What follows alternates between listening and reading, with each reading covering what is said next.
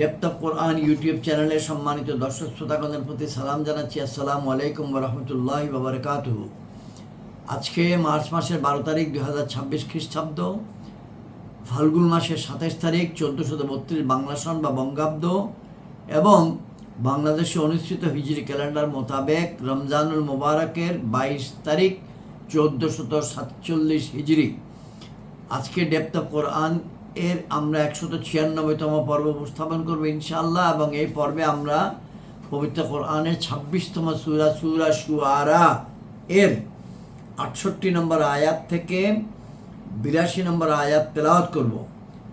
এর পরপরই আমরা 197 পর্বেও একই তেলাওয়াতের ধারাবাহিকতায়, একই অর্থ উপস্থাপনের ধারাবাহিকতায় 83 নম্বর আয়াত থেকে 104 নম্বর আয়াত পর্যন্ত আমরা তেলাওয়াত করব। এখন আমরা 196তে যাব পর্ব। সূরা শুআরাতে, পবিত্র কোরআনে সূরা শুআরায় অনেক পয়গম্বর আলাইহিস সালামগণের ঘটনাগুলি বর্ণনা করা হয়েছে এবং এখন 195, 194, 193 নম্বর পর্বে মূসা আলাইহিস সালাম ও ফিরাউনের মধ্যকার ইন্টারাকশন ঘটনাগুলির বর্ণনা করা হয়েছে। আল্লাহ রাব্বুল আলামিন নাজিল করেছেন ওহী হিসাবে রাসূল পাক সাল্লাল্লাহু আলাইহি সাল্লামের কাছে। আমাদের পবিত্র কোরআনে এটা আছে। এই ঘটনাগুলি পবিত্র কোরআনের আরও অনেক জায়গায় আছে, ইতিপূর্বে আমরা সেগুলো আলোচনা করেছি। তারপরেও এখানে আমরা বলে রাখছি যে 151 নম্বর পর্ব, 152 নম্বর পর্ব, 153 নম্বর পর্ব, 154 নম্বর পর্ব, 155 নম্বর পর্ব, 156 নম্বর পর্ব, 157 নম্বর পর্ব সূরা তাহা এর মধ্যে এই আলোচনাগুলো ছিল। আরও অনেক জায়গা ছিল, আমি শুধু একটা উদাহরণ দিলাম এবং ভবিষ্যতেও আছে ইনশাআল্লাহ। আমরা গত তিনটা পর্বে মূসা আলাইহিস সালামের কথা আলোচনা করেছি। এখন আমরা আলোচনা করব ইব্রাহিম আলাইহিস সালামের কথা পবিত্র কোরআন থেকে। যে কিতাব থেকে আমরা তেলাওয়াত করছি এবং অর্থ বলছি সেটি হচ্ছে আলা হযরত ইমাম মোহাম্মদ আহমদ রেজা খান বেরলভী রহমতুল্লাহি আলাইহি কর্তৃকৃত তরজমা এ কোরআন কানজুল ঈমান এবং হাকিমুল উম্মত আল্লামা মুফতি আহমদ ইয়ার খান নঈমি রহমতুল্লাহি আলাইহি কর্তৃকৃত তাফসির, যেটার নাম নুরুল ইরফান, এই দুইটির সমন্বয়কৃত বাংলা অনুবাদ করেছেন মাওলানা মুহাম্মদ আব্দুল মান্নান, চট্টগ্রাম নিবাসী।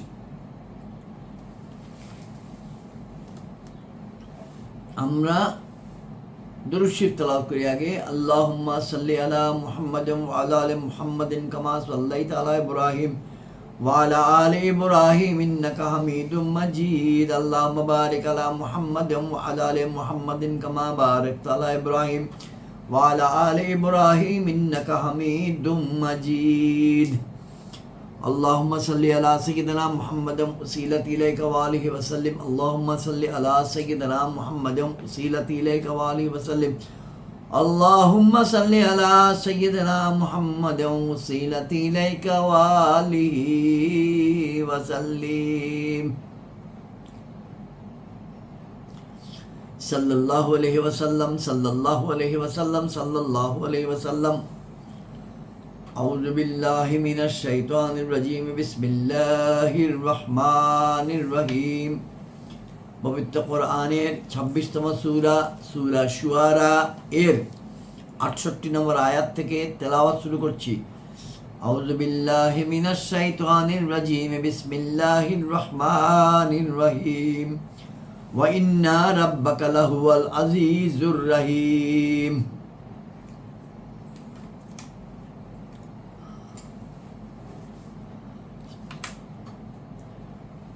واتلو عليهم نبأ إبراهيم إذ قال لأبيه وقومه ما تعبدون قالوا نعبد أصناما فنظل لها عاكفين قال هل يسمعونكم إذ تدعون أو ينفعونكم أو يضرون قالوا بل وجدنا آباءنا কাযালিকা ইয়াফআলুন ক্বালা আফারাআইতুম মা কুনতুম তা'বুদুন আনতুম ওয়া আবাউকুমুল আকদামুন ফাইন্নাহুম আদুউল লি ইল্লা রাব্বাল আলামিন আল্লাযী খালাকানি ফাহুয়া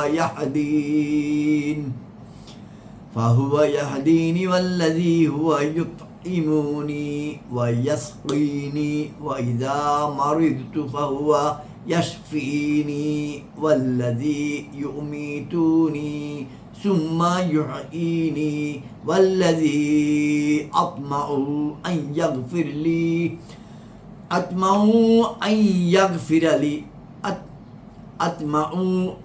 يغفر لي خطيئتي يوم الدين ربي هب لي حكما وألحقني بالصالحين ربي هب لي حكما وألحقني بالصالحين واجعل لي لسان صدق في الآخرين واجعلني من ورثة جنات النعيم واغفر لأبي إنه كان من الضالين ولا تخزنا يوم يبعثون صدق الله المولانا العظيم وصدق رسوله النبي الكريم আয়াত 68 থেকে বাংলা অর্থ উপস্থাপন শুরু করছি। আয়াত 68 এসেছে পূর্ববর্তী দীর্ঘ আলোচনার পর। মূসা আলাইহিস সালামকে নিয়ে আলোচনা শুরু হয়েছিল আয়াত সূরা শুআরার আয়াত 10 থেকে, এবং সেই আলোচনা এসে শেষ হয় আয়াত 67-তে। 67-র পর আল্লাহ রাব্বুল আলামিন উল্লেখ করছেন মূসা আলাইহিস সালামের জন্য এবং পবিত্র কোরআনের সকল পাঠকের জন্য, এবং নিশ্চয়ই তোমাদের রব তিনিই পরম সম্মানিত দয়ালু। ওয়া ইন্না রাব্বাকা লাহুমুল আজিজুর রহিম। আয়াত 69, এবং তাদের নিকট পাঠ করো ইব্রাহিমের সংবাদ, যখন সে আপন পিতা ও আপন সম্প্রদায়কে বলল, তোমরা কিসের পূজা করছো? সম্প্রদায়ের লোকেরা বলল, আমরা প্রতিমাগুলোর পূজা করছি এবং সেইগুলোর সামনে আসন পেতে রয়েছি। ইব্রাহিম আলাইহিস সালাম বললেন, সেগুলো কি তোমাদের কথা শুনতে পায় যখন তোমরা ডাকো, অথবা তোমাদের উপকার কিংবা অপকার করে? আয়াত 74, সম্প্রদায়ের লোকেরা বলল, বরং আমরা আমাদের পিতৃপুরুষকে এই রূপই করতে পেয়েছি। আয়াত 75, 76, 77 ইব্রাহিম আলাইহিস সালাম বলছেন, 82 নম্বর আয়াত পর্যন্ত ইব্রাহিম আলাইহিস সালাম বলছেন, তোমরা কি দেখছো এইগুলোকে যেগুলো পূজা করছো? তোমরাও তোমাদের পূর্বেকার পিতৃপুরুষেরা, নিশ্চয়ই এগুলো সবই আমার শত্রু, জগৎ সমূহের রব ব্যতীত। ফাইন্নাহুম আদুউল লি ইল্লা রাব্বাল আলামিন। জগৎ সমূহের রব ব্যতীত। এখন এর পরের বাক্য থেকে বোঝা যাবে যে জগৎ সমূহের রবের পরিচিতি দিচ্ছেন ইব্রাহিম আলাইহিস সালাম। আল্লাহ রাব্বুল আলামিন নাযিল করছেন যে ইব্রাহিম আলাইহিস সালাম কি বলেছেন সেটা। রবকে তিনি, যিনি আমাকে সৃষ্টি করেছেন, সুতরাং তিনি আমাকে পথ প্রদান করবেন। এখানে টিকা আছে, আমরা একটু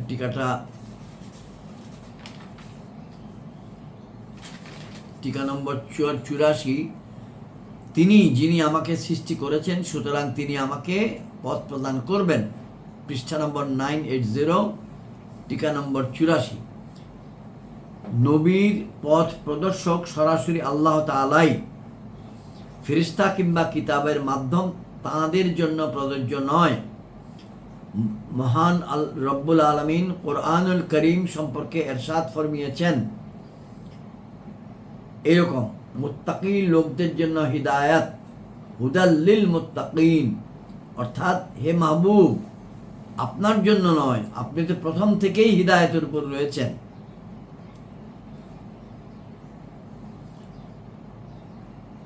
আয়াত ৭৯, এবং তিনি যিনি আমাকে আহার করান ও পান করান, এবং যখন আমি অসুস্থ হয়ে পড়ি তখন তিনিই আমাকে আরোগ্য দান করেন। ৮৬ নম্বর টিকা, পেজ 980। এই থেকে বোঝা গেল যে মন্দের সম্পর্ক নিজের দিকে রচনা করা উচিত, আর ভালো ও কল্যাণের সম্পর্ক মহান রবের দিকে রচনা করা উচিত। কেননা এখানে ইব্রাহিম আলাইহিস সালাম রোগকে নিজের দিকে আর আরোগ্য দানকে মহান রবের দিকে সম্পৃক্ত করেছেন, এবং যখন আমি অসুস্থ হয়ে পড়ি তখন তিনিই আমাকে আরোগ্য দান করেন, এই বাক্যের টিকা।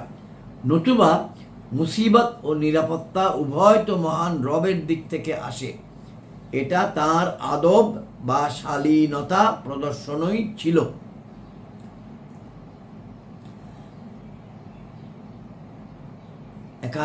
এবং তিনি আমার মৃত্যু ঘটাবেন, অতঃপর আমাকে পুনর্জীবিত করবেন। আয়াত ৮২, এবং তিনি যার প্রতি আমার আশা আছে যে আমার অপরাধসমূহ কিয়ামত দিবসে ক্ষমা করবেন। এখানে টিকা ৮৭ নম্বর টিকা, পেজ 980। হযরত ইব্রাহিমের এই বাণী অন্যদের শিক্ষার জন্যই মাত্র, যাতে লোকেরা তার পবিত্র মুখে শুনে ইস্তেগফার করতে শিখে। নতুবা ইব্রাহিম আলাইহিস সালাম নিজে তো গুনাহ থেকে মাসুম বা পবিত্র বা নিষ্পাপ। আর এখানে একটি শব্দ আছে খাতা, ওয়াল্লাযী আতমাউ আন ইয়াগফিরা লি খাতিআতি ইয়াউমাদ্দিন। খাতা মানে তাই যা পয়গম্বরদের মর্যাদার অনুসারে, খাতা বাংলা হলো বা ভুল।